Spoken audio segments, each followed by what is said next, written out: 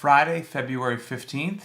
Between the last video and this video, I had to go into the kitchen and get a couple cough drops. Again, my kids got me a little sick, and from years spent in media, being on camera, I can tell you, you shouldn't have candy or a cough drop or anything in your mouth on camera. It's not really considered professional. However, far more unprofessional is for me just to be in a coughing fit when I'm trying to talk to everybody. So, my apologies. Friday, February 15th. Going heavy. Deadlift.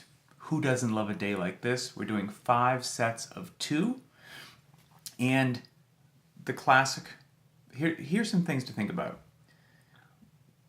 We could do a regular deadlift, or we could do a sumo deadlift, which is a wide stance with the feet inside the hands. Either one of those is correct. That's perfectly fine. And actually, if you always do regular deadlift and you haven't done sumo deadlift in a while, you can feel free to do that. That's just a great opportunity for some variance. Let's say you want another option. You're going to put, a 45-pound plate under each one of your feet so that you have a bit of a deficit deadlift. And that's how you're going to mix it up today. You have that freedom. I authorize you to have that freedom to implement just a little bit of variance and enjoy your lifting. However, if you don't and you just stick with the old, tried and true, traditional deadlift every time deadlift comes up, you will be wonderfully fit, incredibly strong, happy, and healthy. And so that's why we program it. And I would recommend, personally, resting 2 to 4 minutes between each one of those twos.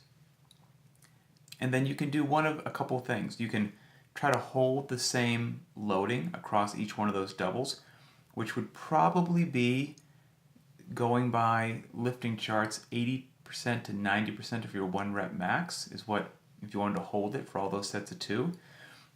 But you might warm up and then slowly start to climb. Maybe your first double is at 80%, second one's at 85, third one's at 90. I mean, you can play with that and go back down near the end. As long as every one of those doubles is challenging, then it's a working set. If it's not challenging and safe, obviously, if it's not challenging though, then it's not a working set, shouldn't count towards one of those doubles, and it should still be part of one of your warm-up sets. So after you do today's warm-up, as it says, after the warm-up, start slowly increasing load until you begin your working sets.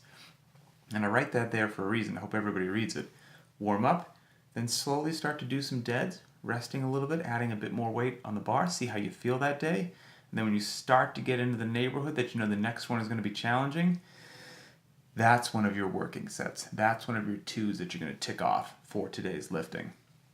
Super Fitness Robot Timer Rounds doesn't really apply today, but I put in there 80% to 90% of your 1 rep max is what good high-level lifters would probably be able to hold today.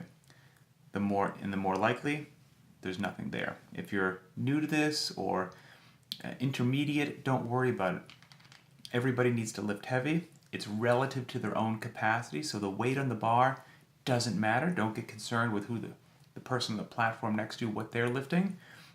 Stay safe, challenge yourself, rest 2 to 4 minutes between lifts, pay attention to your form. Life will be good and you will get stronger. The limited equipment option. Oh my, we need to chat about this for a second, okay? Limited equipment option assumes that you have nothing but a pull-up bar, a jump rope, a set of low rings or TRX bands hanging from that pull-up bar, and then a set of 50-pound dumbbells for the men or a set of 35s for the women. And we chose those weights because from previous years of the CrossFit Games Open, that's what most people kind of procured. Here's what the limited equipment track is doing today. Dumbbell stiff-legged deadlifts. 3 sets of 15 to 20 reps. And that's men using a pair of 50s, women using a pair of 35s. There's an incredible video in there, which we shot in my garage to show you the stiff-legged deadlift. There's a barbell in the video, but you would just replicate it with dumbbells. Then, single-leg dumbbell stiff-legged deadlifts. 3 sets of 6 to 12 repetitions per leg. And for that, men will only use 1 50-pound dumbbell and women only 1 35-pound dumbbell. There's also a video that we shot in the garage of that.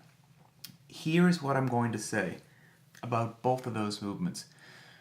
My wife, who's in the demo videos, who's an incredibly capable athlete, even after just shooting the demo videos of doing a few repetitions with light weight, her hamstrings were lit up the next day because she doesn't normally do stiff-legged deadlifts, even though she deadlifts on a regular basis.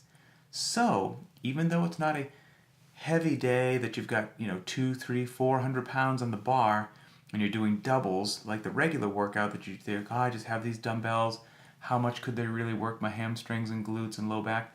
A lot. So if you're new to this game, and especially new to stiff-legged deadlifts, feel free to reduce the number of reps or sets that you're going to do and tread very lightly, because I believe that these are going to pack a punch even for experienced athletes. So there you have it. Accessory work, optional as always. Barbell bent over rows, 5 sets of 5 to 8 reps. We've got a video on there. Handstand holds accumulate 2 to 4 minutes, either open floor, which would be amazing, or against the wall.